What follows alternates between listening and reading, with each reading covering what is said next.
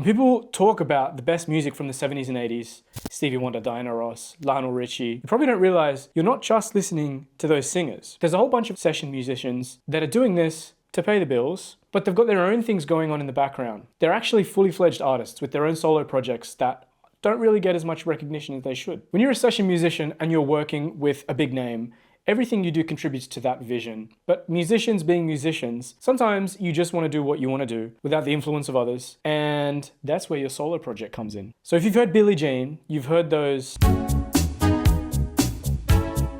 That was played by a guy called Bill Wolfer. Bill programmed a lot of synth lines, a lot of pads, a lot of stabs to make Thriller the album that it needed to be. But he also had his own solo career, and I was so lucky that I was able to find a copy of this because I've never seen it anywhere in Australia. But Wolf is Bill Wolfer's solo project. And it's this incredible synth funk collection of tracks. There's some covers, but in a vein similar to Quincy, this is a producer-artist project.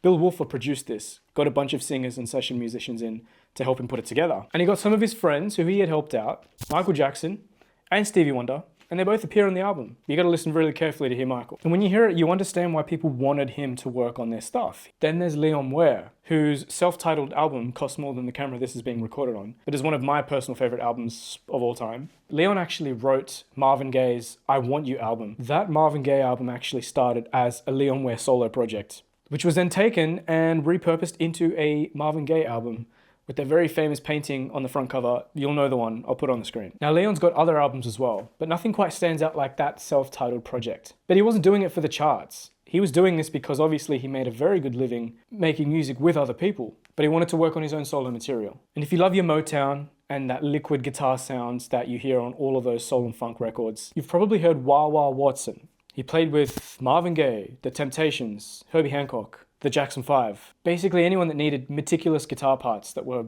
ethereal and really well played. He's also got his own solo project, which is a bit of a trip. It's weird and bold, and it's really interesting to see what happens when you give someone that creative full reign over their own project, as opposed to when they work with other artists. And that's the thing about these three guys. They all did sessions, but the solo projects that you've never heard of are where you see them really come alive. It takes a lot of people to contribute to a great record, but each of those people has something interesting to say that thankfully they had the opportunity to actually express. When you hear a classic track from this era, listen very carefully to the synths, to the keys, to the guitars, to the bass. You'll hear these people.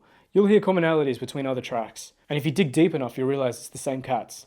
And they've probably got their own stuff, their own solo stuff, which is just as good.